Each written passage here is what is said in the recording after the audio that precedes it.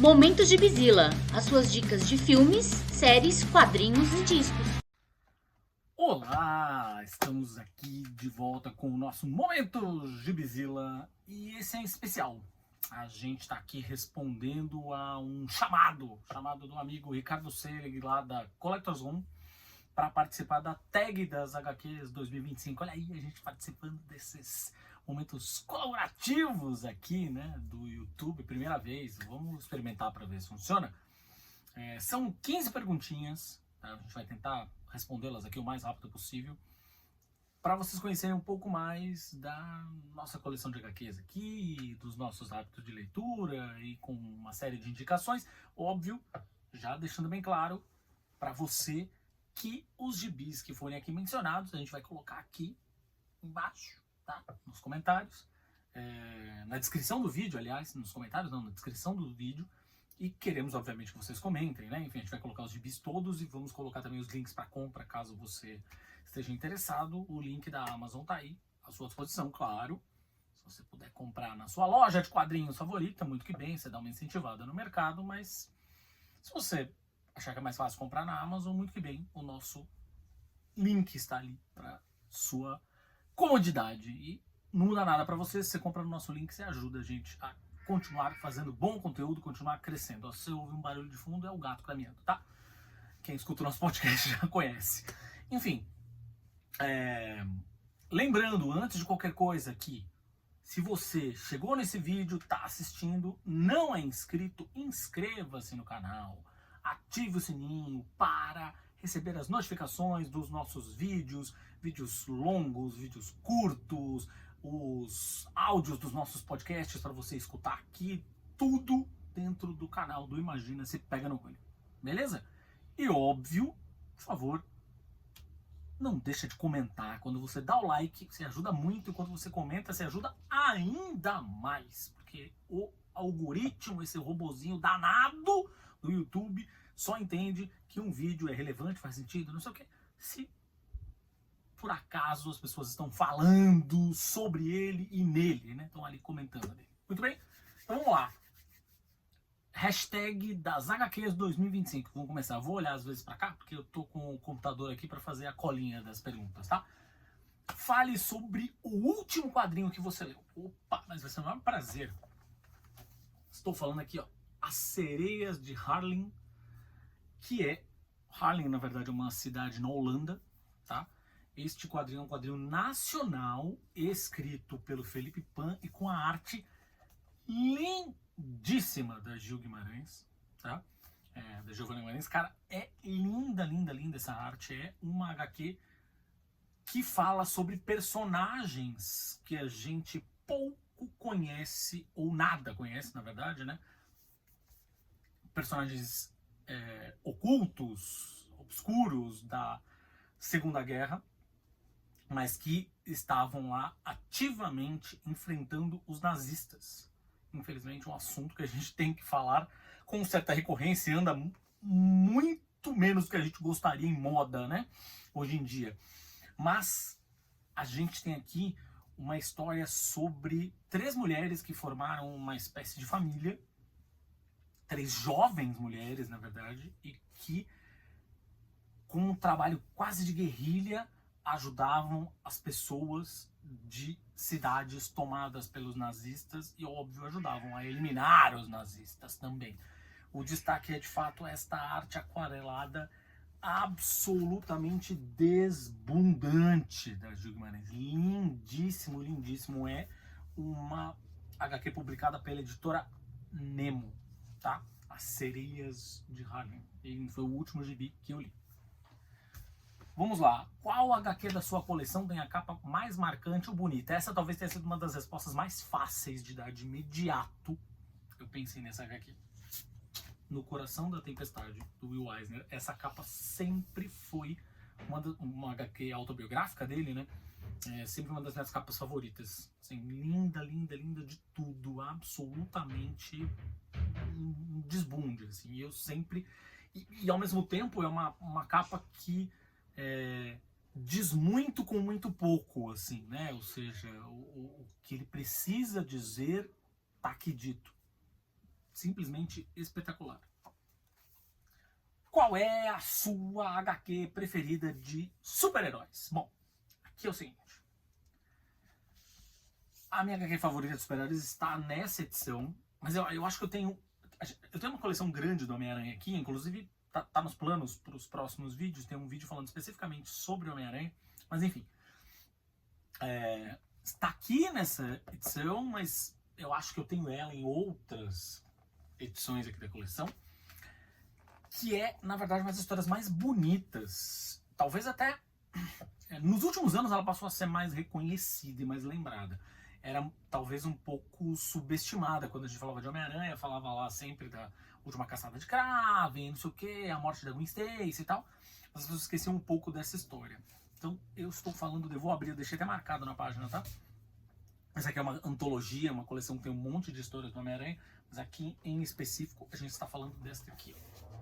O menino que colecionava Homem-Aranha. Isso aqui é o resumo do que é o Homem-Aranha de verdade. Qual é a importância do personagem e da humanidade do personagem. Assim, essa história é o resumo do porquê eu gosto tanto do Homem-Aranha, me identifico tanto com o Homem-Aranha, quando, obviamente, ele é bem escrito, não é? Porque todo personagem de longa data, Marvel, DC, enfim, esses personagens, né? Falando só de quadrinhos de super-herói, mas, enfim, Turma da Mônica passa por isso, os personagens da Disney passam por isso, enfim, todos os personagens que de alguma forma tem muita troca de roteiristas e desenhistas, não sei o que, eles têm bons e maus momentos, têm altos e baixos, né? Enfim. Mas isso aqui acho que é um bom resumo do que é, de fato, uma boa história do Homem-Aranha. O menino que colecionava Homem-Aranha. Lindíssimo, lindíssimo, lindíssimo. Homem-Aranha mostrando a importância de manter o sonho de uma criança viva. É só o que eu posso dizer a respeito. Lindo. Bom, vamos lá. Qual a sua HQ preferida de fantasia, ficção científica ou distopia? Aqui eu tenho um exemplar bastante interessante, chamado Made in Korea. É uma publicação da Conrad, que me pegou absolutamente de surpresa. É uma história... A arte é muito bonita também, é linda, na verdade. Aqui, ó, um pouquinho da arte para vocês darem uma olhada. Mas o que eu acho que é mais interessante aqui, sabe essa coisa que a gente fala muito isso é muito Black Mirror e tal, e que foi talvez o principal motivo do sucesso do Black Mirror, né? Ou seja, o fato da ficção científica ser algo que fala do futuro, mas não necessariamente tão no futuro assim, né? Ou seja, no fim, a crítica social, a crítica humana tá ali, né? Por trás de todas as alegorias tecnológicas. Made in Korea é exatamente sobre isso, tá? É sobre como nós nos enxergamos dentro de uma sociedade, qual é o nosso papel, papéis de gênero, principalmente. Eu não posso falar mais do que isso, porque de verdade aqui tem algumas reviravoltas, digamos, que não são forçadas, pelo contrário, mas que elas funcionam super bem para o andamento da história. Sim, uma história lindíssima, super sensível e muito, apesar de toda a questão tecnológica, enfim, muito, muito, muito atual. Sensacional. Bom, a sua HQ de terror, horror favorito. Ó, aqui eu vou puxar sardinha para um dos meus melhores amigos, que acho que é um dos caras que vem. Eu podia falar muito do Rodrigo Ramos e do Marcel Bartolo, que são dois caras que em dupla têm produzido coisas incríveis, como Carniça e tudo mais, né? Absolutamente sensacional. Eles têm produzido uma série de quadrinhos de terror recorrentemente aí, com C no nome, né? Mas eu tenho que puxar a sardinha aqui para um dos meus melhores amigos lá de Santos, talvez dos únicos que tenha se mantido produzindo quadrinhos, de fato, né, efetivamente, no nosso curso de quadrinhos que fizemos, que é o Vitor Freund, que eu nunca vou conseguir chamar de Vitor para sempre será o Vitor Risada, né? Enfim, nós sempre chamamos ele de Risada. Aqui tem eu tenho a honra de ter toda a coleção das coisas que ele andou produzindo, independentemente, né, nos últimos anos aí. Vem Deitar é uma das primeiras HQs independentes dele, solo. Ele produz muitas coisas com o Bruno Bispo. Ele também fez o Pesadelo na TV, que saiu pela Escória, mas essa aqui eu tenho um carinho especial porque ele usa o traço dele, tá aqui, simplesmente sensacional, grotesco, assustador. É uma história sobre terrores noturnos, terrores familiares. E aqui eu acho que ele chega talvez num grande ápice do que é a arte dele, né? Ou seja, a arte dele dele mesmo, com personalidade, com assinatura, de fato. Assim, é um desbunde. E é um quadrinho super pequenininho, simples de ler, você lê numa sentada, só que te tira um pouco o fôlego, e ele precisa usar pouquíssimas ou quase nenhuma palavra para contar essa história. Assim, ó. Mais um pouquinho aqui da arte. Incrível. Vitão, beijo, te amo. Bom, vamos lá. Você tem uma HQ brasileira favorita? Várias, né? Assim, porra, tem uma porrada. A gente tem uma prateleira aqui, uma parte da nossa prateleira que é só quadrinho nacional. Mas eu vou falar do quadrinho nacional que eu sempre menciono como sendo um dos meus favoritos, que é Bando de Dois, do Danilo Beruti. Eu tenho essa, ele já foi relançado, inclusive, em outras edições. Eu tenho essa edição que é da Zarabatana Books. Bom, o traço do Danilo Beruti é, enfim, uma coisa que a gente nem precisa dizer muito, mas essa história é uma história que fala sobre o Brasil, né? Ou seja, aquelas paisagens absolutamente desoladas, aqueles bandidos sem honra. É um farol, mas o mais legal no fim das contas é que assim, essa é uma história sobre o Nordeste, é uma história sobre sabe aquela coisa toda que a gente fala sempre de cangaceiro, a gente vê sempre as pessoas falando de cangaceiros e tudo mais, né? Os cangaceiros e a polícia e tal. Só que aqui a gente está falando especificamente de uma coisa que tem gosto. Eu tô contando uma história sobre isso, só que um gostinho de faroeste.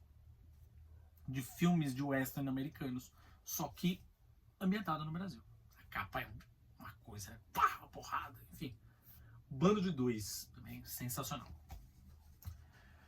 Aí aqui fala, qual HQ tem o final mais impactante que você já leu? Ó, assim, essa aqui foi uma HQ que me pegou pra caralho, tá? É o volume 1 da coleção do Monstro do Pântano, escrita por esse sujeito aqui, Alan Moore. E eu falo especificamente sobre a primeira, no caso, história, né, da passagem dele aqui, né, quer dizer, a primeira, depois de ter feito um rito de passagem do arco anterior, e a primeira dele, propriamente dita, né? Que ele teve a liberdade para, legal, agora que eu já lidei com o roteirista, com o que o roteirista anterior deixou de herança para mim, eu vou seguir. Uma história chamada Lição de Anatomia, que é basicamente uma mudança total, completa e restrita de status quo pro Monstro do Pântano. Cara, isso aqui... eu lembro que quando eu, adolescente, li, eu pirei, minha cabeça explodiu, sabe? Então, sem dúvida nenhuma, Alan Moore, o Lição de Anatomia. Se você não, quem leu, sabe do que eu estou falando, qual é o final, qual é o desfecho que foi dado. Quem ainda não leu, eu podia dizer, spoiler de um gibi publicado décadas atrás, vai tomar cu, não sei o que. Não vou tirar esse gostinho de você. Leia. É incrível. Aí aqui um quadrinho que todo mundo leu, menos você. Todo mundo leu, menos eu. Eu poderia, portanto, só falar sobre ele e não mostrar aqui. Porque como eu não li, talvez eu não tenha na coleção. Mas a minha coleção aqui, curiosamente, ela é uma coleção que mistura... Virou uma coleção só, mas é uma coleção que mistura o que eu tinha com o que a Gabi tinha. A gente casou, juntou as nossas coleções numa só. E tem coisas da coleção dela que eu ainda não li, obviamente. E tem coisas da coleção dela que são clássicos que eu ainda não li. Tem um clássico que ela ama, um monte de gente ama, já falaram milhares de vezes pra mim, mas curiosamente eu ainda não tive a chance de ler. Corto Maltese. Quer dizer, eu li pouquíssimas coisas do Corto Maltese, mas especificamente a balada do Mar Salgado, que dizem que é talvez o ápice dessa produção do Guy Pratt, de fato eu não tive a chance de ler. Então, esse aqui, inclusive, eu devo falar em breve, porque vai ficar separadinho, né? Porque eu quero lê-lo, tá? Vou deixar até ele separado em outro canto aqui. A gente tem na nossa Gibiteca um espacinho que é gibis a ler, gibis e livros a ler, né? Então, vou deixar ele até separado para ler. Esse aqui é coisa fina, segundo dizem, né? Vamos ler para poder. Volto a dizer, acho que eu li alguma coisinha muito espaçado lá atrás, mas nunca dei continuidade da obra do Corto Maltese. Então, Corto Maltese que é, enfim, se você é leitor dos quadrinhos, leitor dos quadrinhos da DC, acompanhava as séries do CW lá da DC, é um país fictício que era usado o tempo todo, né, nessas como referência, mas aqui a gente está falando do original, tá? Muito bem, vamos lá. Qual HQ você acha que merece mais reconhecimento ou é subestimada? Porra, essa eu sei falar de bate-pronto. Scalpo. Isso aqui foi o gibi que me fez conhecer o Jason Aaron. E eu acho que é um gibi da Vertigo, sobre o qual pouquíssima gente fala. A galera fala pra cara de Sandman, aquela história toda, não sei o que, blá blá, né? Enfim, tem uma série de outros, Fábulas, enfim. Cara, isso aqui pra mim é ouro puro, assim. A arte é lindíssima, mas, cara, essa coisa é basicamente um gibi de máfia, só que focado nas comunidades indígenas americanas. Então, assim, isso é focado dentro, é uma espécie de família soprano indígena, quase isso, saca? Dentro desse universo das reservas indígenas e tal, que é uma coisa bem complexa lá nos Estados Unidos, né? Então, falando sobre os povos originários deles. Só que é forte, intenso, violento, com personagens que são sensacionais. Scalpo. Aí aqui, mostre uma HQ autografada ou com dedicatória. A gente tem algumas aqui, principalmente de artistas nacionais. Se fosse aqui na nossa prateleira dos artistas nacionais, eu mostraria um monte. Aquela própria do Vitor Freund, por exemplo, também está autografada por ele e tal. Mas eu preferi, né, pela curiosidade, pegar um gibi gringo. E ao invés de pegar... um dos que eu mais gosto aqui, no fim das contas, é a minha coletânea dos Escrotinhos, por exemplo, assinada pelo Angeli. E eu sou uma pessoa que, para gringos, sei lá, na CXP, por exemplo, raríssimas às vezes eu fui lá pedir autógrafo para os gringos. Sempre, eu costumo dizer sempre que eu tava até vendo aqui embaixo, ver se estava fácil de pegar. Tá aqui, ó. Uma das únicas edições que eu fui pegar, deixa eu fugir um pouco do script, uma das únicas edições, a única edição que eu de fato peguei, um autógrafo, entrei numa fila para pegar, não foi uma grande fila não, mas enfim, foi do Timber Street. Eu não fui lá para pegar, por exemplo, autógrafo na capa do Preacher ou qualquer coisa que o valha. Não, foi para pegar um autógrafo no meu livro do RPG do Vampiro à Máscara, que tem uma porrada de ilustrações dele. Mas, no geral, eu tenho muito mais autógrafos de quadrinistas nacionais. Mas a Gabi tem um autógrafo que é muito legal, que é aqui, ó, em O Demolidor, o Homem Sem Medo, que é, obviamente, do Romitinha, John Romita Jr. Então, tá aqui o nosso autografado. Mostre um HQ da sua coleção em que a história fala sobre música. Eita, a gente tem uma porrada também. Uma porrada de HQ com essa pegada musical.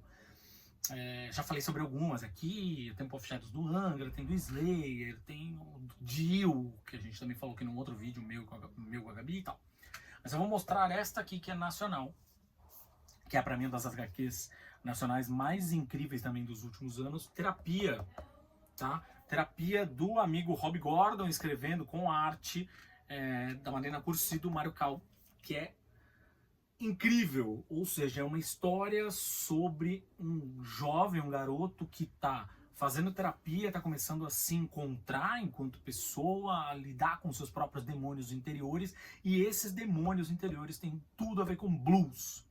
Então, tem o Robbie é um super fã de blues, tem uma série de referências a letras, a artistas e tal, mas principalmente pelo fato do blues ter aquela pegada emocional tão forte, né? Então, terapia, saíram 2 volumes sensacionais, é pra sentar e chorar. Vamos lá, estamos terminando. Qual HQ você leu sem esperar muito e acabou sendo surpreendido positivamente? Teria que ser essa, não tem jeito, ó. Senhor Milagre, do Tom King. Eu amo o personagem do Senhor Milagre, amava ele. Conhecia pouco do Tom King ainda, enquanto autor.